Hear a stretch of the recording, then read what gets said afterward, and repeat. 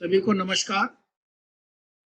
और हम सभी को मालूम है कि आज के सत्र में अपने क्षेत्र प्रचारक श्रीमान आलोक जी का मार्गदर्शन हमको प्राप्त होगा।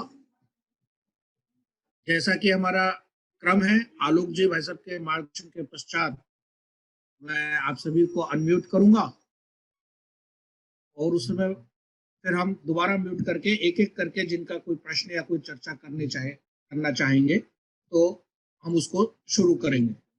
मैं आलोक जी भाई साहब अपने मेरठ प्रांत में मेरठ के ही निवासी है। अनेकों वर्षों तक मेरठ प्रांत में रहने के पश्चात हिमाचल प्रदेश में विभाग प्रचारक, हरियाणा में विभाग प्रचारक, वहां के सह प्रांत प्रचारक, तत्पश्चात अपने मेरठ प्रांत के प्रांत प्रचारक और क्षेत्र प्रचारक के रूप में हम सभी का मार्गदर्शन कर रहे हैं। मैं उनसे अनुरोध करता हूं कि वो अपना उद्बोधन हम सभी को के लिए अपना पाथे दे। आलोक जी भाई साहब। सभी को नमस्ते।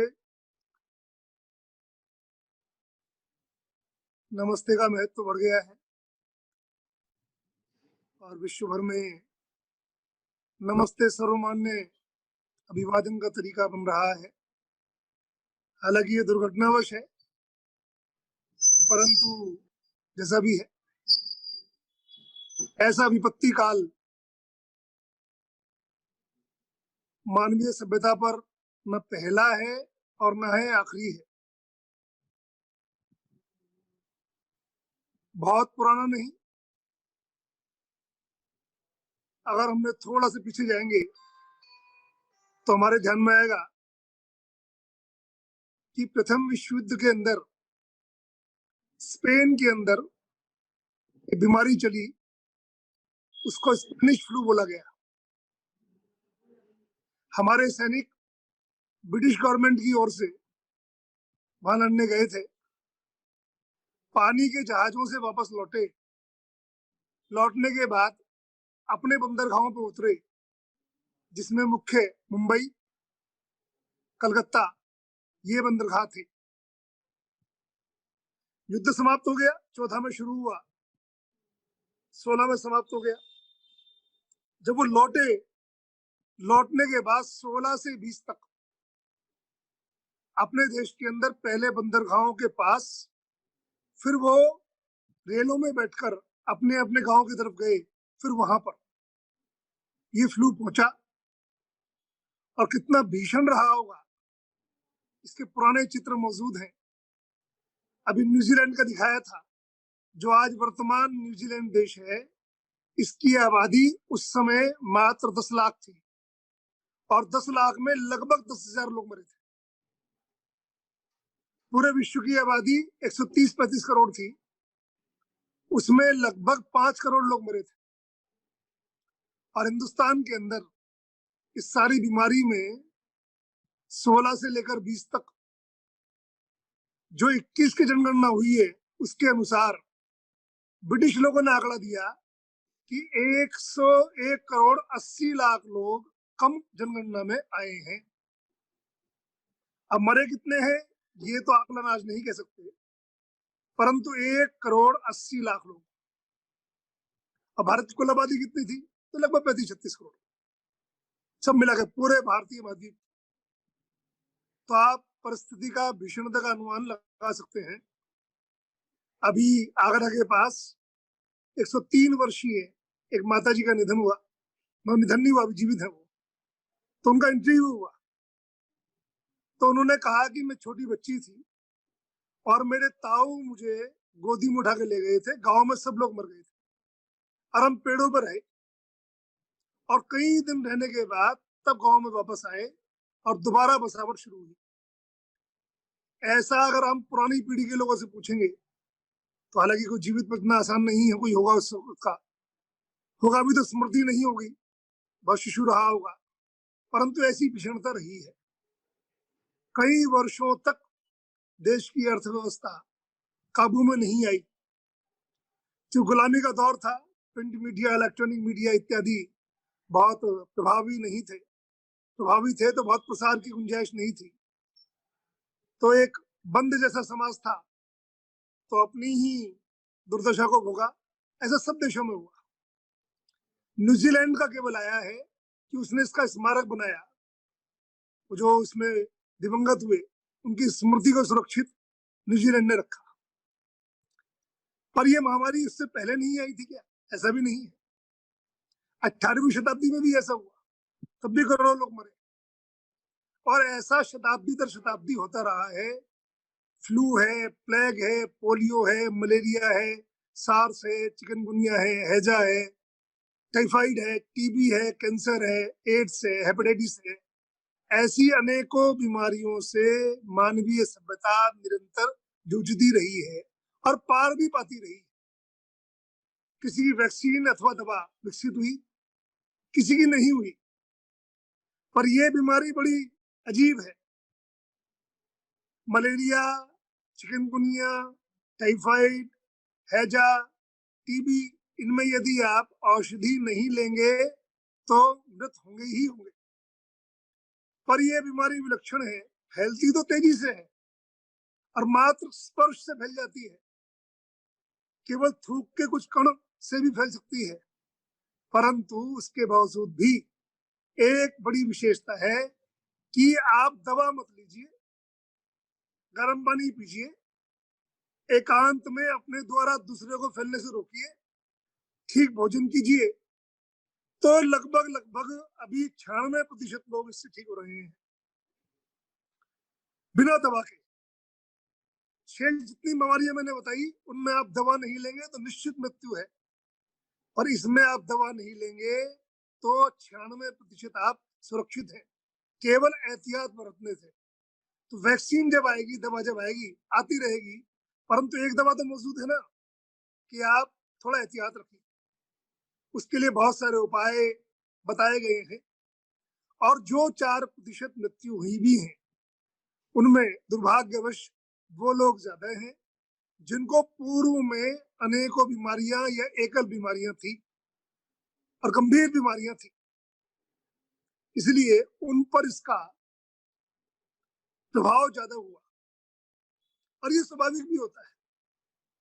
आप ठंड के दिनों में 100 लोगों को ठंडे पानी से देर तक स्नान करा दीजिए, 20, 25, 50 लोग सहन कर जाएंगे, 20, 25 लोग जुकाम हो जाएगा, 25, 50 लोग तीव्र बुखार में भी आ जाएंगे। तो ये मनुष्य के प्रतिरोधक क्षमता पर निर्भर है, उसकी परवरिश कैसे हुई है, किस तरह वो रहा है, इस पर निर्भर है, किस तरह उसे वातावरण मिला है उस पर निर्भर है। तो ऐसे ही जिस तरह से ठंड में रहने वाले लोग जो हैं, शीतकाल में रहने वाले लोग शीत को अधिक सहन कर लेते हैं, ग्रीष्म काल में रहने वाले लोग अधिक सहन कर लेते हैं, ऐसे ही ये प्रतिरोधक क्षमता का विषय है। तो हर एक को ही उतना ही प्रभावित कर रही है ऐसा नहीं है, इसलिए इसमें एहतियात रखिए। जो बातें बताई गई हैं उसका ध्यान रखिए। एक बात और निकल के आई है, जो श्रमिक हैं, श्रमसाध्य लोग हैं, जो कठिन कार्य करते हैं, उन लोगों को ये बीमारी कम लग रही है। मैं अभी ये सारे मजदूरों वाला विषय देख रहा हूँ, जो प्रवासी मजदूर आ रहे हैं लौट कर, क्योंकि श्रमिक है, श्रमसाध्य लोग हैं। अभी मात्र भगवान ने करे आगे बढ़े पर 100 गांव में ही केवल पेशेंट मिले हैं, और लगभग 30,000 से अधिक गांव में श्रमिक पहुंच चुके हैं, 30,000 से अधिक गांव में। कारण उनको जिस परिवेश में पले बड़े हैं उन परिवेश के अनुसार रहने की आदत है, और उससे प्रतिरोधक क्षमता उनकी बहुत ज्यादा है। वैसे तो सब भारतीय जितने हैं, हमारी वायु सुरक्षित नहीं, हमारा जल स्वच्छ नहीं, हमारा खान पान बहुत स्वच्छ नहीं, शायद ये दुर्भाग्य थोड़ा सा सौभाग्य में तब्दील हुआ है, इसलिए इस महामारी का प्रकोप हिंदुस्तान पर कम है। परंतु बढ़ेगा नहीं ऐसा ऐसा कोई अनुमान नहीं, ऐसा कोई अध्ययन नहीं। तो इसका ख्याल रखिए, जो नियम कायदे बताए हैं उसका ख्याल कीजिए। हमारी भारतीय पुरानी परंपरा है, जब मैं छोटा था तो मुंह पट्टी वाले जैन साधु आते थे, आपने देखा होगा, जो बागपत जिले, बड़ौत इत्यादि में काम कार्यरत रहे हैं। तो उनसे हम बात करते थे महाराज जी कहकर तो अगर हमारे मुंह पर पट्टी नहीं है तो हाथ लगाते थे, ऐसे दूरी बना के बात करते थे।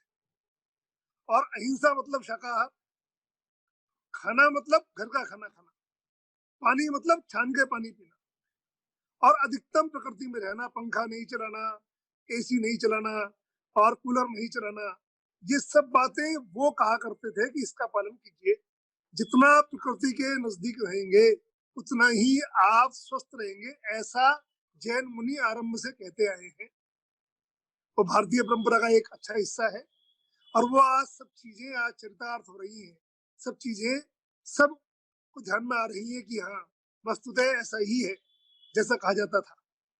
भारत में अनेकों ऋतुएं हैं, वो ऋतुएं भी हमारी इस प्रतिरोधक क्षमता को बढ़ाने में सहायक सिद्ध हो रही हैं।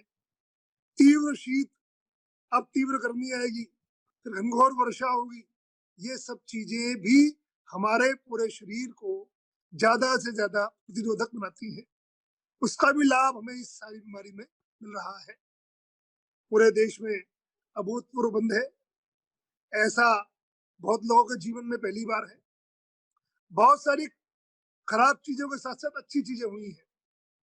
परिवारों के साथ समय व्यतीत करना, मैं और एक बालकृष्ण जी उधर विद्या भारती के प्रांत संगठन मंत्री हैं हरियाणा के, एक बार हम दोनों, जब मैं यहाँ प्रांत प्रचारक बना तो 2010 में हम लोग हिसार से सालासर पैदल गए।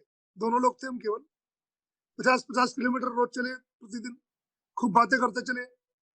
इतनी बातें कर ली कि उसके पश्चात 2-3 वर्ष तक फोन पर कोई बात ही नहीं की हम लोगों ने, क्योंकि बात करने को बचा कुछ नहीं था। लगभग ऐसी सी ही दशा घरों में हो रही है।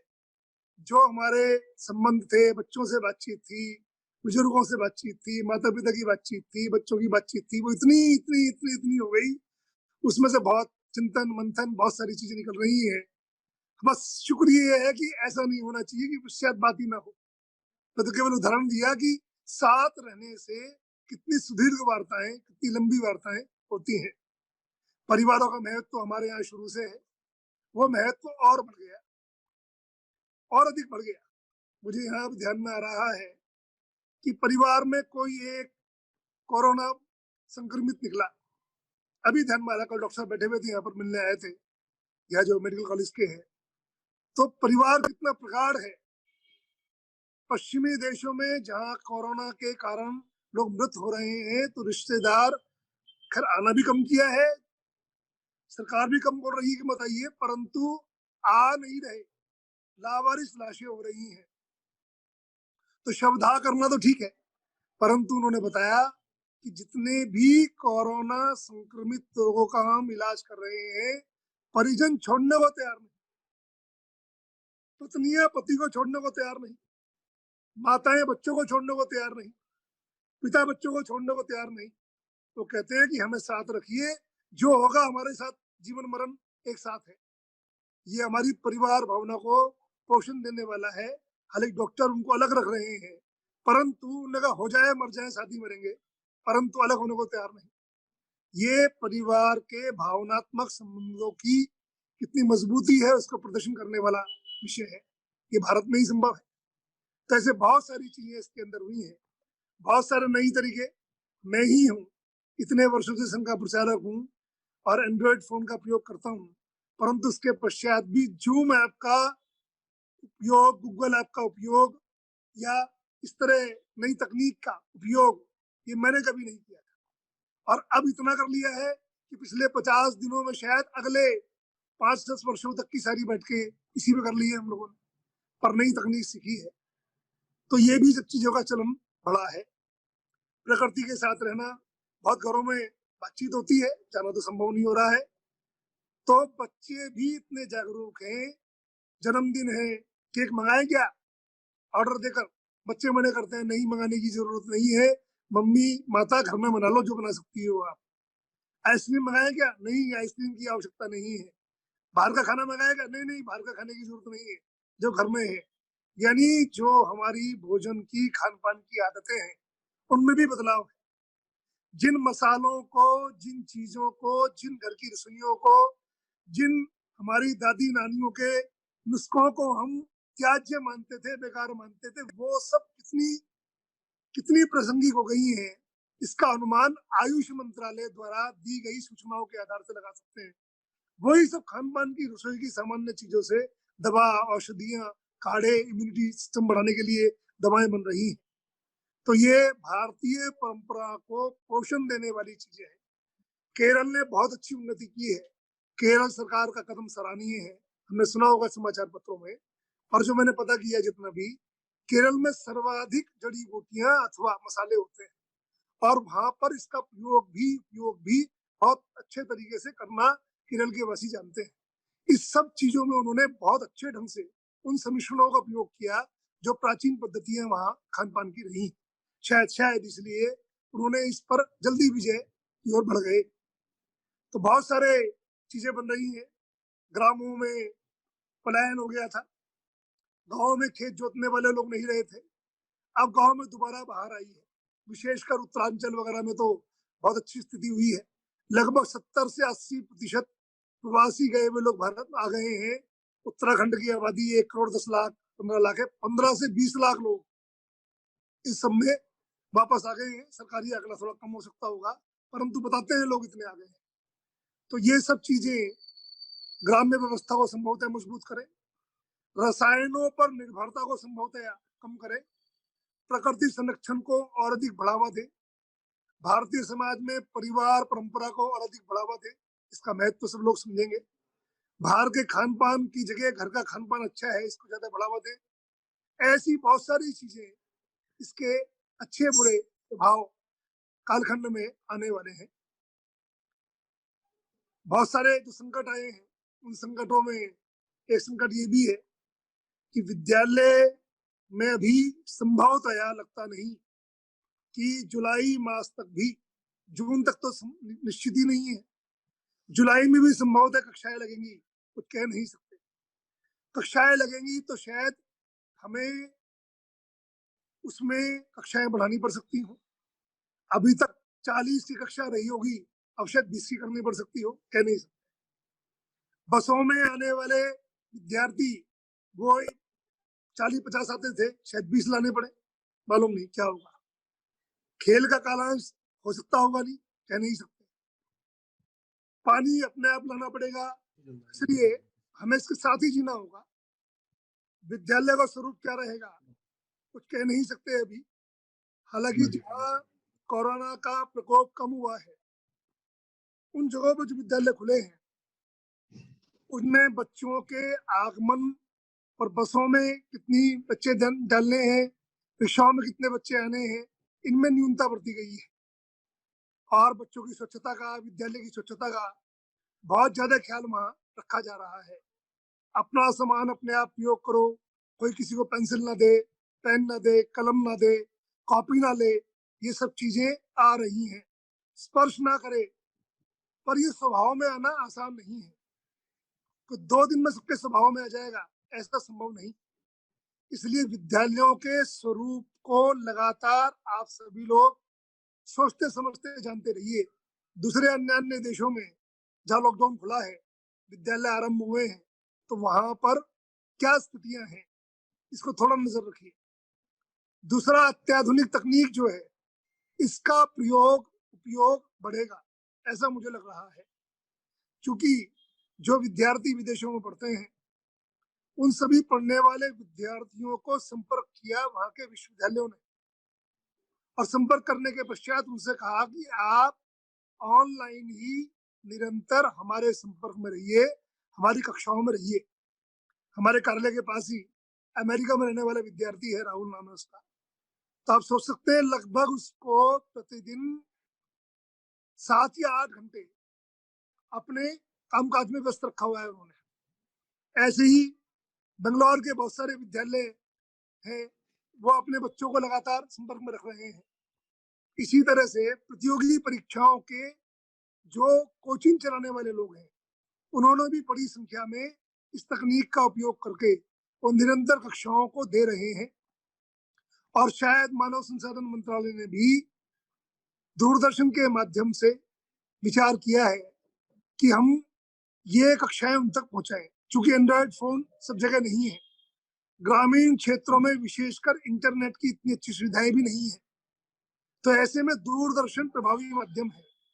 डीडी वगैरह जो भी चैनल उनके हैं, उन चैनल्स पर भिन्न भिन्न समय की कक्षाएं आ सकती है। एक बड़ा अच्छा काम शुरू किया था पृथ्वी करके, हरिद्वार में जो अपना कार्यालय है वहां पर भारतीय शिक्षा समिति का, वहां से वो शुरू था।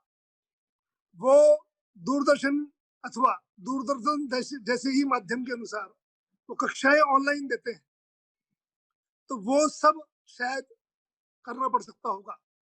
तो इसलिए अपने विद्यालय परिवार में, अध्यापकों में, आचार्यों में जो इन तकनीक को अच्छी तरह समझते जानते हैं, उनको ये बात समझकर किस तरह हम विद्यार्थियों से जुड़े। चूंकि अभी एक परिवार हमारे यहाँ बंगलौर का है, 2 बच्चे बंगलौर में पढ़ते हैं, यहीं आगे लॉकडाउन के बाद दोनों की प्रतिदिन 8 बजे से 1 बजे तक 5 घंटे सभी विषयों की कक्षाएं चल रही हैं। तो मैंने पूछा कि उनके विद्यार्थी कितने प्रतिशत तक हो गए, तो लगभग 80% विद्यार्थियों तक अपनी कक्षाएं वो पहुंचा पा रहे हैं। 3000 विद्यार्थियों में से लगभग 2400-2500 विद्यार्थियों तक कक्षाएं जा रही हैं। छोटे शिशु बाल नहीं होंगे, परंतु बड़े लोग हैं, तो इस पर भी ध्यान रखिए। तो ये नई तकनीक जो है, इस तकनीक के द्वारा कैसे संभव होगा कि हम विद्यार्थियों से जुड़े, क्योंकि ये आवश्यकता पड़ने वाली है। जहाँ छात्रावास है, छात्रावासों में समस्या आ सकती है कि छात्रावासों की अनुमति आपको शायद जुलाई अगस्त तक भी ना मिले। ये भी संभव है ये अनुमति बहुत दूर तक जाए, परंतु जैसी भी स्थितियां होगी, जो भी सरकार कहेंगी, वैसा हमें पालन करना है। तो इसलिए अत्याधुनिक तकनीक के माध्यम से प्रत्येक विद्यार्थी तक हम पहुंचे, ये अभी से चिंतन मंथन शुरू कर दें, अभी से हम इस पर कार्रवाई शुरू कर दें। एक रामायण का अभ्यास, रामायण को समझाना, इसी कक्षाएं शुरू की है। शांतनु गुप्ता है और वो वहां रहते हैं दिल्ली में, तो उनकी कक्षाओं में इतने सारे लोग जुड़ रहे हैं और वो तो पैसे लेकर कक्षाएं दे रहे हैं।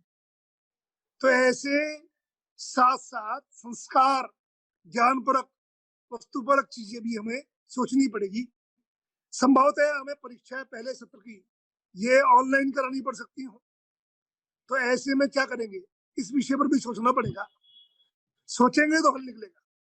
फिर जो विद्यार्थी इससे संबंध नहीं रख पा रहे, ग्रामीण क्षेत्रों में रह रहे हैं, 3G 4G नहीं है, उनका क्या करना, एंड्रॉइड फोन नहीं, क्या करना, किसके द्वारा वो कक्षाएं लें अपनी। उनके पड़ोस में किसी के पास फोन होगा, घर में किसी माता पिता के पास फोन होगा, जो भी होगा। तो ये सब चीजें हमें सोचनी पड़ेगी। दूरभाष के माध्यम से संपर्क करके उनकी स्थिति क्या है, उनकी कठिनाई क्या है, ये समझकर हमें अगला चरण इसका बढ़ाना पड़ेगा। तो ऐसी बहुत सारी तकनीकी चीजें भी अब आगामी कालखंड में हमें लानी पड़ेंगी। अभी जो दिल्ली में एम्स इत्यादि गाइडलाइन आई है, उसके अनुसार तो लगता है कि साल भर तक ये सब चीजें अभी इसी तरह चलानी पड़ेंगी। कोरोना के साथ साथ जीना होगा। हर संस्थान, हर कॉर्पोरेट, हर श्रमिक, हर फैक्ट्री मजदूर, सबको एहतियातों का पालन करते हुए अपनी जीवनचर्या का इसको हिस्सा बनाना पड़ेगा।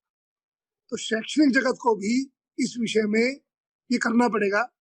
अच्छी बात यह है कि शैक्षणिक जगत, शिक्षा ही सबसे अधिक सुविधा के विषय पर है और सब में कठिनाइयां हैं, पर शिक्षा में है संभव।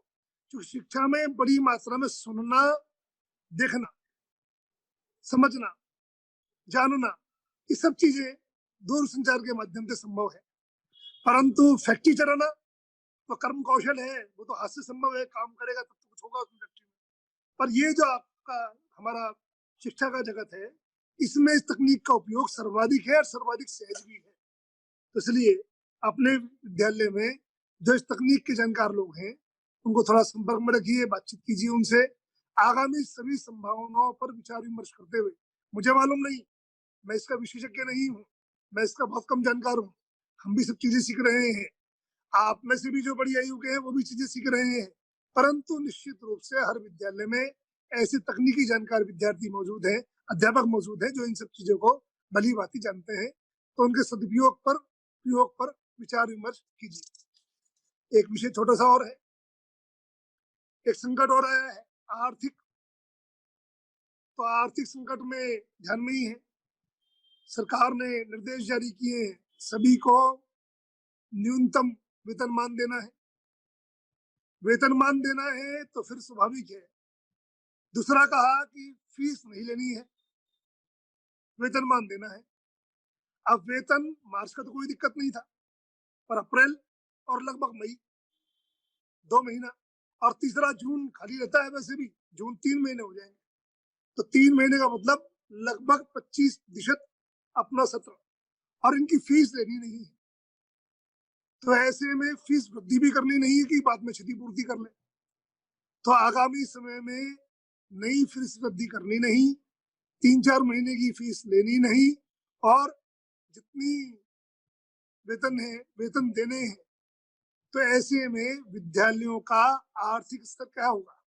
कुछ तो संपन्न विद्यालय हैं, वो इसको आसानी से कर सकते हैं, कुछ पहले ही संकट में है, उनकी कठिनाई और बढ़ गई, और कुछ लगभग संकट में तो नहीं थे परंतु लगभग बराबर थे, वो भी कठिनाई में आ गए। यानी कुल मिलाकर कठिनाई वाले ज्यादा हो गए और सहजता वाले कम रह गए। तो अपने अपने आप संकुल प्रमुख हैं, प्रधानाचार्य हैं, पदाधिकारी हैं, तो अपने अपने आसपास के विद्यालयों की बैलेंस शीट को देखिए। समय में तो सरकारेबाजी ने 4 से चीजें बता दी हैं कि एक बार दक्षिणाएं सबका पूजन हो जाए, कैसे होगा मालूम नहीं है, परंतु राशि के विषय में कोई बातचीत किसी से ना कहा जाए, क्योंकि सभी आर्थिक रूप से थोड़ा थोड़ा सा कमजोर हुए हैं। दूसरा, कोई नया कार्यालय ना बनाया जाए जिससे कि धन संग्रह की स्थिति आए। पूरे 2020 में कोई भी बड़ा कार्यक्रम ना किया जाए जिसमें संग्रह की आवश्यकता पड़े, बड़ी बैठकें, बड़े कार्यक्रम, बड़े उत्सव ना किए जाए, और खर्चों को कम किया जाए, ऐसा भी उनका आग्रह रहा है। सभी कार्यालय, सभी प्रचारक अपने अपने खर्चों को पुनर्विलोकित करें और देखें कि कहाँ हम कटौती कर सकते हैं। तो लगभग प्रकारांतर से यही बातें हम सब पर भी लागू होती हैं। विद्यालयों के खर्चों में कटौती हो, विद्यालयों में जो संपन्न विद्यालय हैं वो दूसरों को राशि दें, वो राशि उधारी भी हो सकती है, वो राशि सहायता भी हो सकती है। ये संकट काल है। आप सोचिए, सरकार ने, मेरी जानकारी में ऐसा है, जो सरकारी विश्वविद्यालय हैं जिन पर पर्याप्त मात्रा में एफडी रखी, राशि रखी है, तो सरकार ने अभी चर्चा चल रही है कि क्यों ना उनके संरक्षित धन को सदुपयोग किया जाए इस महामारी के कारण आने वाले आर्थिक संकट से भरने के लिए। और ये भी विचार चल रहा है कि जिन प्राइवेट इंस्टीट्यूशन के पास पर्याप्त राशि है, क्योंकि जो एक्ट है, समिति का एक्ट है, ट्रस्टों का एक्ट है, जिनके माध्यम से विद्यालय संचालित होते हैं, हम ख्याल रखें उसको, उसमें विद्यालय ये चैरिटेबल एक्टिविटीज है, ये सेवा संस्था है, ये कमा नहीं सकती। जब तक आप उचित कारण नहीं बताते तब तक आपके अकाउंट में अधिक पैसा ये आपकी विद्यालय की आय माना जाएगा। फिर कारण आपको स्पष्ट करना पड़ेगा कि हमारी भावी परियोजना विद्यालय के विस्तार की है, पर विद्यालय से बाहर के विस्तार की नहीं। कई विद्यालय ऐसे हैं जिनका जो परिसर है उसमें पूरा एफएआर हो चुका, सब चीजें लग चुकी, केवल मेंटेनेंस के पैसे रख सकते हैं आप, परंतु आप पर्याप्त राशि रखी है, वो सब आयकर योग्य हो सकती है। उस सब राशि पर सरकार का भी हक बराबर है, लेती नहीं है ये अलग विषय है। तो इसलिए आप सभी से आग्रह ऐसा है कि हम सब उस पैसे का फिलहाल स्थितियों में अपनी समितियों को प्रेरणा दें, अपने समिति को कामकाज देखने वालों को प्रेरणा दें, उनसे बातचीत करें, व्यक्तिगत बातचीत करें, अधिकतम धनराशि उन विद्यालयों को दे जो आपके आसपास कमजोर विद्यालय हैं। जिनको राशि जाएगी वो अपने अध्यापक प्राध्यापक बंधु हैं, अपने नॉन टीचिंग स्टाफ के बंधु हैं, वो हमारे ही विद्यालय परिवार के हिस्से हैं। जब भी विद्यालय में कोई संकट आता है तो समस्त परिवार इसके लिए लगता है, तो वैसी सी स्थिति ऐसी है उत्तराखंड के अंदर, ब्रज प्रांत के अंदर, और संपन्न विद्यालय भी है, निर्बल विद्यालय भी है। तो उन्होंने दोनों तरह से सहायता की कोशिश की है। अपने यहाँ भी कोशिश हुई है कि निर्बल विद्यालय को सबल विद्यालय पोषित करें, और कुछ और आवश्यकता पड़ती हो तो पुरातन छात्रों से हम आग्रह करें।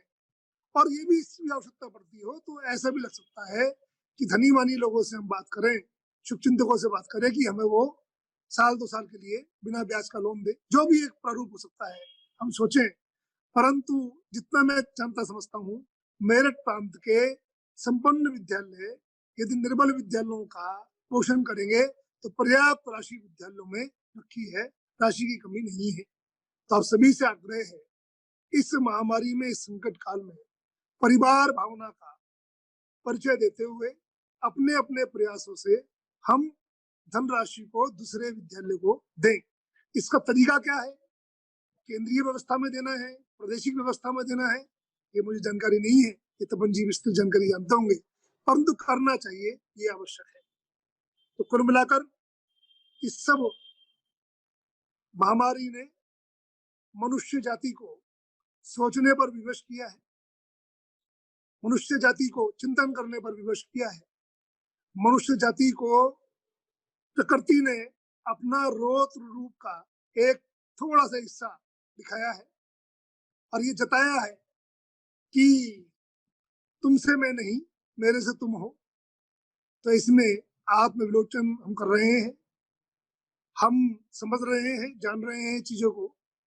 मुझे लगता है महामारी से उबरने के बाद विश्व अपने समाज सब पर नए ढंग से विचार विमर्श करेगा।